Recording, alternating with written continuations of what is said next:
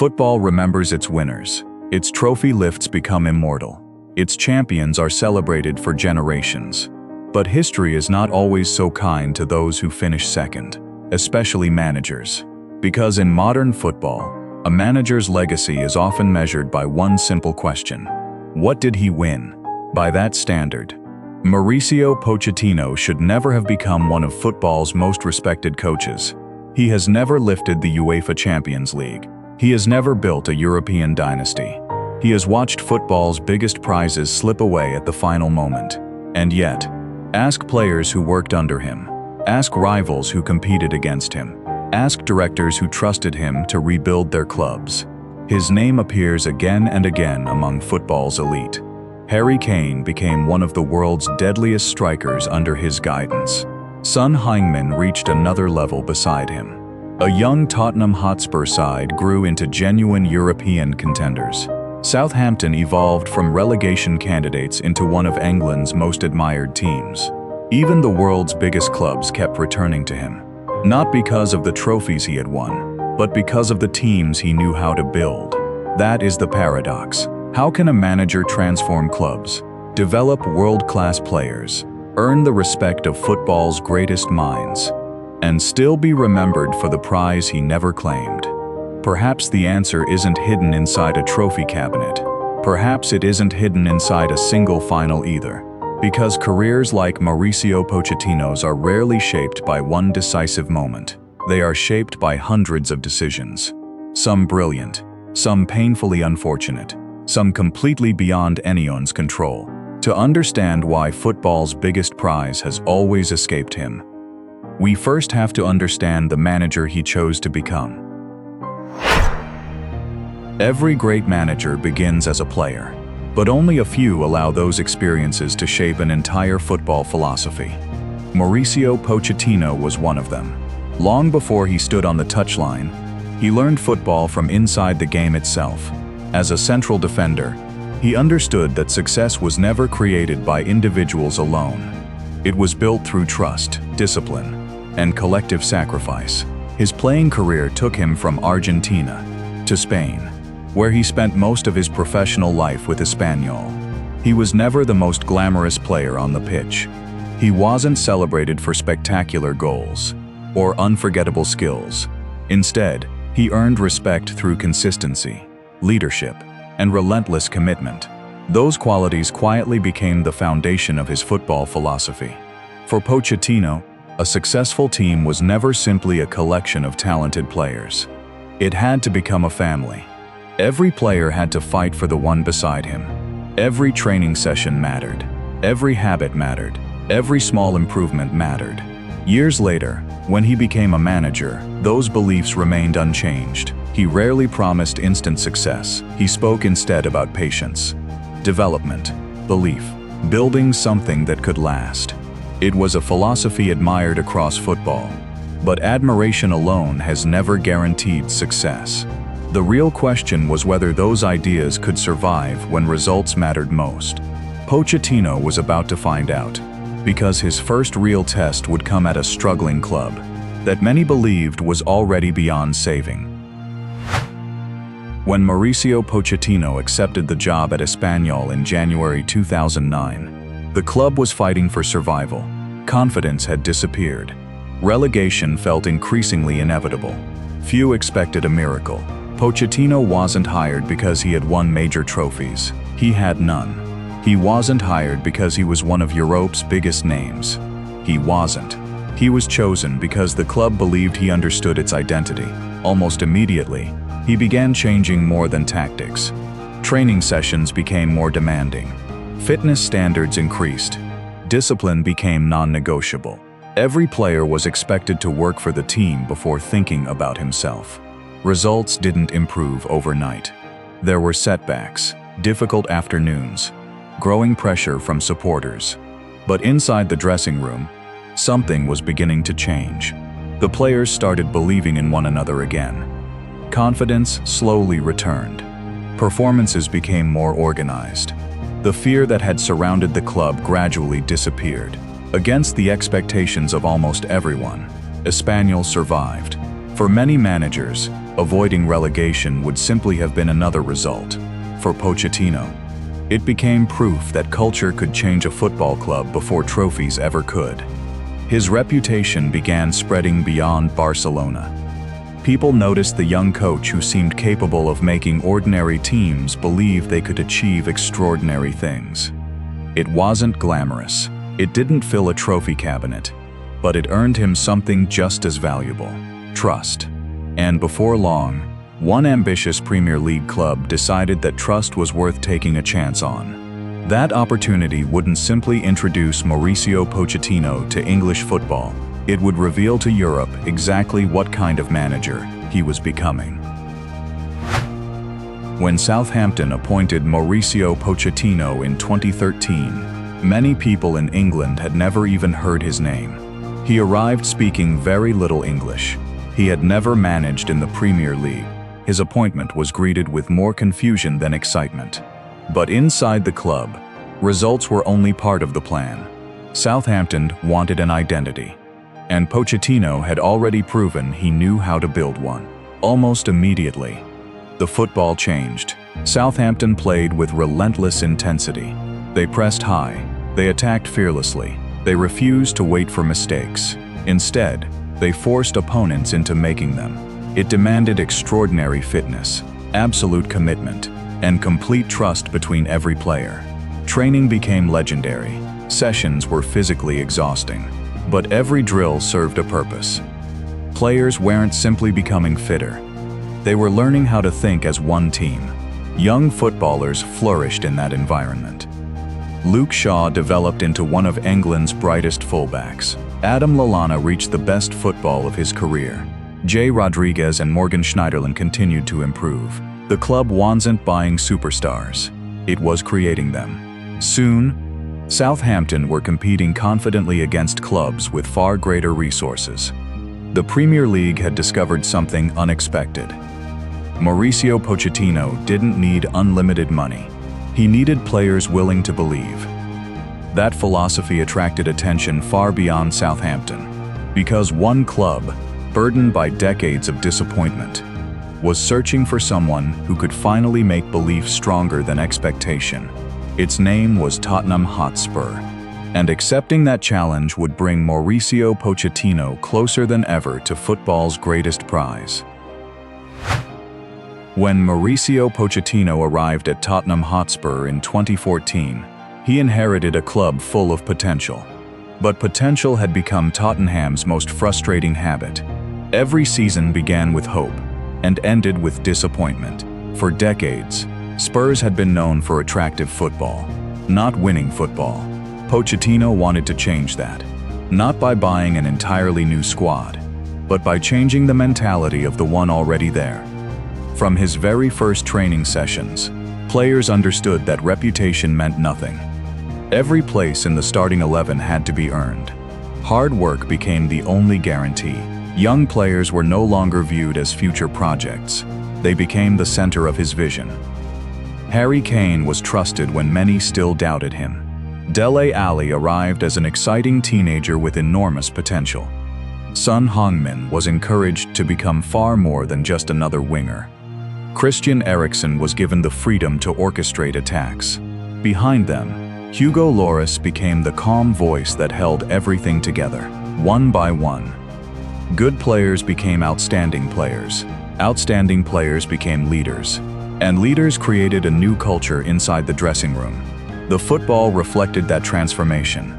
Tottenham pressed relentlessly, attacked with fearless intensity, and played with an energy that overwhelmed opponents. They were no longer trying to survive against England's giants. They were becoming one themselves. Supporters began believing again, not because trophies had arrived, but because, for the first time in years, the club looked like it truly belonged among Europe's elite.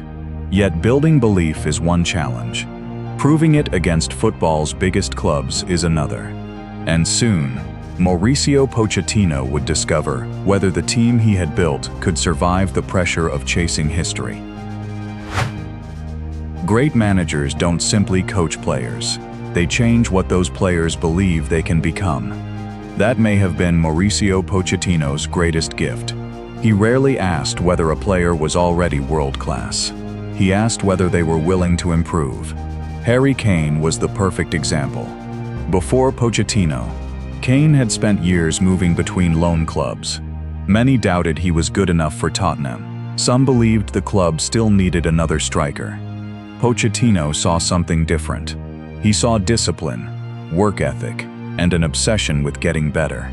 Instead of searching for an expensive superstar, he trusted the one already standing in front of him.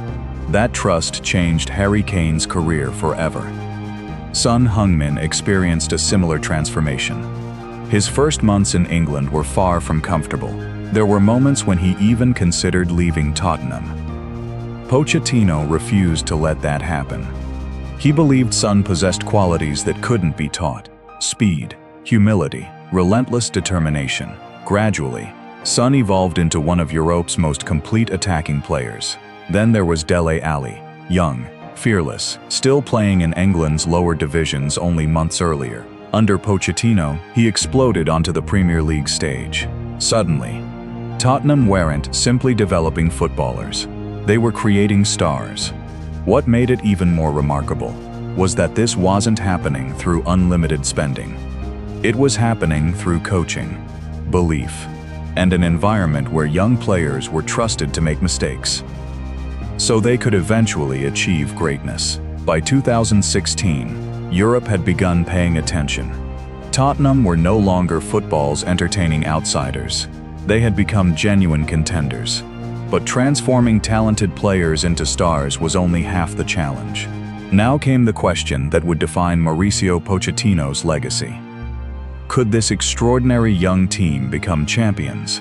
Or would football's biggest stage prove that building greatness and winning greatness were two very different things?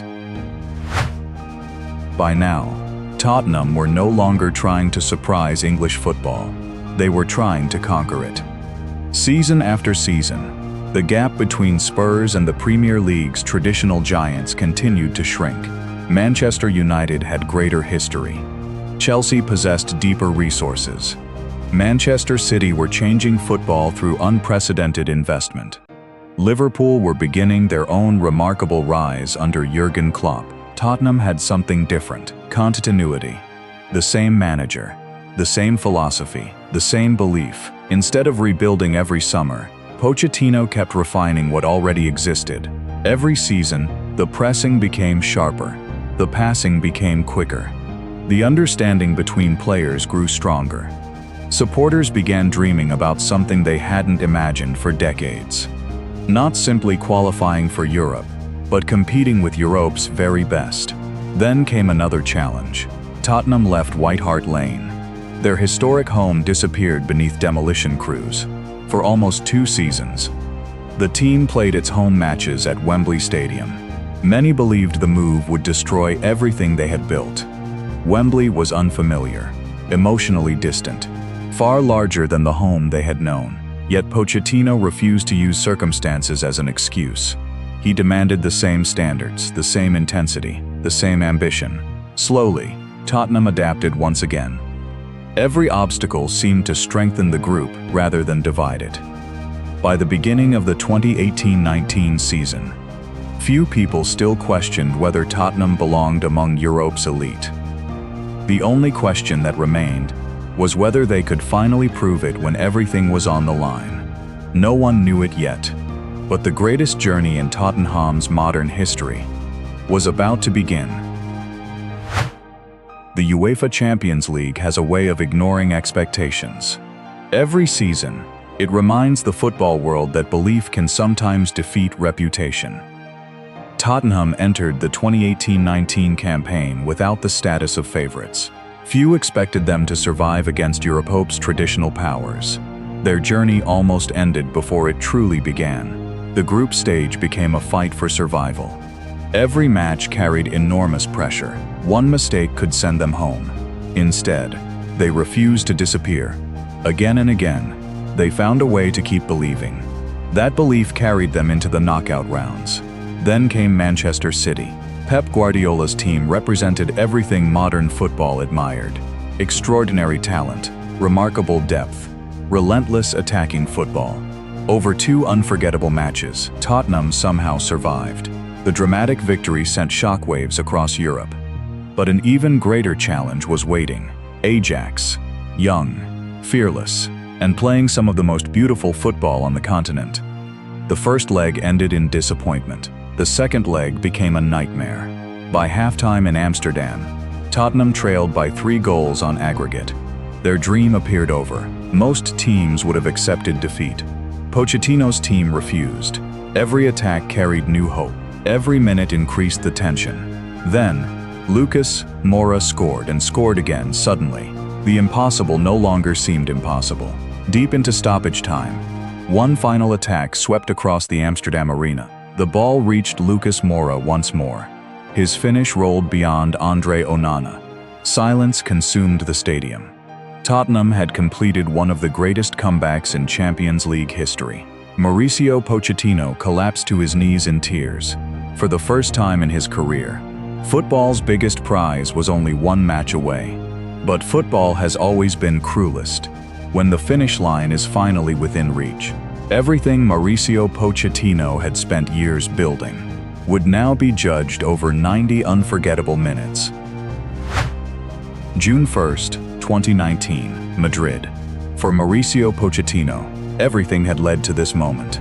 5 years of rebuilding, 5 years of developing young players, 5 years of convincing Tottenham they belonged among Europe's elite. Now, only one obstacle remained: Liverpool. Another team built through patience. Another manager chasing history.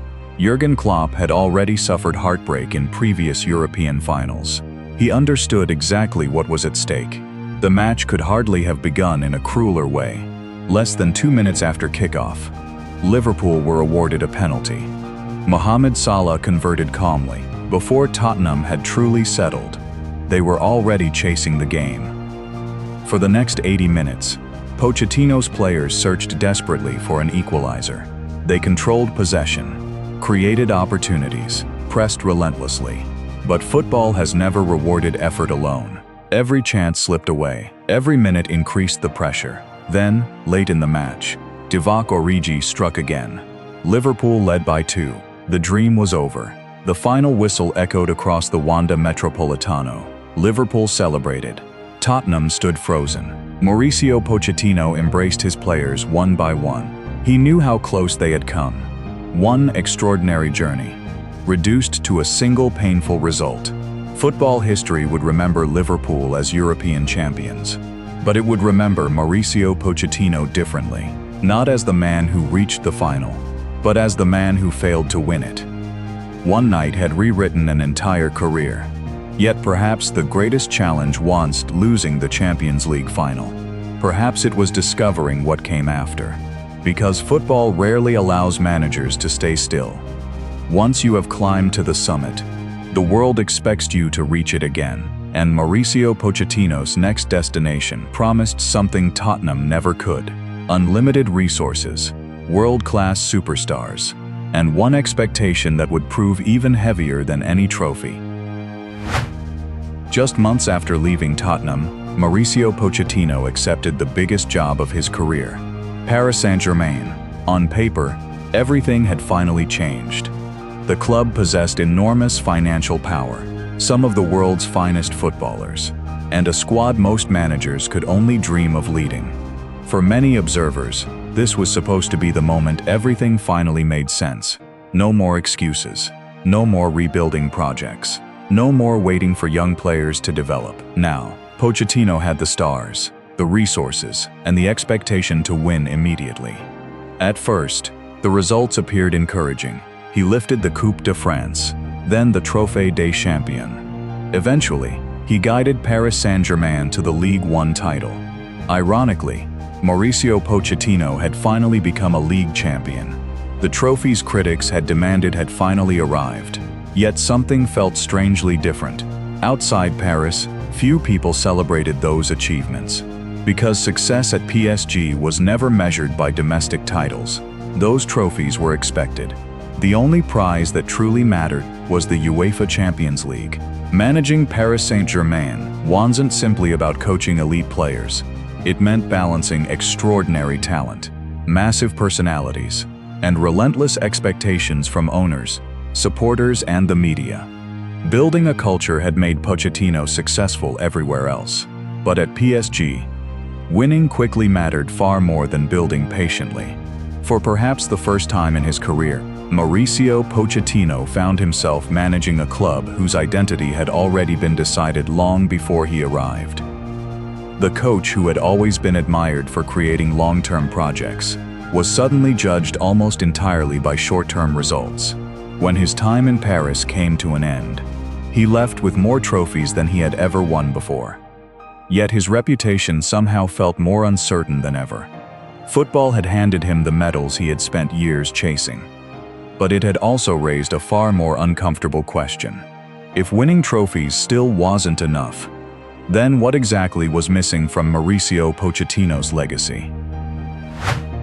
Football has always loved simple stories. If you win, you are remembered as a legend. If you lose, history often remembers only what you failed to achieve. By that logic, Mauricio Pochettino should be remembered as another nearly man. A talented coach who repeatedly fell one step short. Yet football itself tells a more complicated story. Ask Harry Kane about Mauricio Pochettino. Ask Son Heung-min. Ask Dele Alli. Ask countless players who worked under him. Very few begin by talking about trophies. Instead, they describe a manager who believed in them before anyone else did. A coach who demanded more because he saw more. Someone who helped them discover levels they never believed they could reach. That kind of influence cannot be measured by medals alone, nor can it be captured by league tables. Modern football has produced many successful managers. Very few have consistently transformed clubs the way Pochettino has. Espanyol survived. Southampton became one of England's most admired teams. Tottenham reached heights few supporters had ever imagined possible. Even at Paris Saint-Germain, his greatest challenge was never coaching football. It was managing expectations that no manager had ever truly satisfied. Perhaps that is why opinions about Mauricio Pochettino remain so divided. Some see an outstanding coach without the trophies to complete the story. Others see one of football's finest builders, whose influence reaches far beyond silverware. And maybe both views contain a measure of truth. Because one final question still refuses to disappear. Has Mauricio Pochettino already written his legacy, or is the defining chapter of his career still waiting to be written? Football has a habit of rewriting reputations. Managers once dismissed as failures have returned years later to lift the trophies that once escaped them. Carlo Ancelotti experienced setbacks before becoming one of the most decorated coaches in football history. Jurgen Klopp endured painful defeats before finally conquering Europe. Even Pep Guardiola waited for years before winning another Champions League after Barcelona. Great careers are rarely defined by one season, or even one final. Mauricio Pochettino's journey is far from over. Every new challenge carries the same question that has followed him for more than a decade. Can the master builder also become the ultimate winner? His football philosophy has never disappeared. His ability to develop players has never been questioned. His leadership continues to earn the respect of dressing rooms around the world. Yet football remains stubbornly unforgiving. Respect is admired, but trophies are remembered. That is the contradiction Pochettino continues to live with. Perhaps his greatest achievement has never been collecting medals.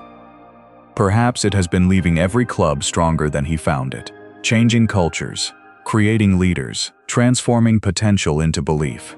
Those things rarely appear on a trophy cabinet, but they often shape football for years after a manager has gone. Still, one question continues to echo every time Mauricio Pochettino walks toward another technical area. Will this finally be the season? The season when preparation, patience, and perseverance are finally rewarded with football's greatest prize? Or will his legacy forever remain one of football's greatest unfinished stories? So, why has Mauricio Pochettino never won football's biggest prize? The simplest answer would be bad luck. Another would be timing.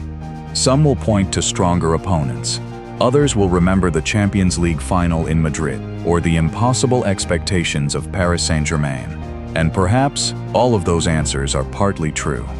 But none of them tell the entire story, because Mauricio Pochettino has never defined success the same way football often does. Where others searched for quick victories, he chose to build lasting foundations. Where others demanded finished superstars, he believed in unfinished talent. Where others inherited great teams, he spent years creating them. That path is slower, more difficult, and sometimes it ends without the trophy everyone remembers. Yet football is full of players whose greatest years began because Mauricio Pochettino believed in them. It is full of clubs that discovered a new identity under his leadership. And it is full of supporters who watched their team dream bigger than ever before. Those memories cannot be engraved onto silver, but they become part of football history all the same. Maybe that is why Mauricio Pochettino continues to be respected by so many people inside the game. Not because of the trophies he won, but because of the people and teams he transformed. Perhaps one day, he will finally lift the trophy that has escaped him for so long. Perhaps he won't, but if football teaches us anything, it is that greatness has never belonged only to those who finish first. Sometimes, greatness belongs to those who leave the game better than they found it. And that may prove to be Mauricio Pochettino's greatest victory of all.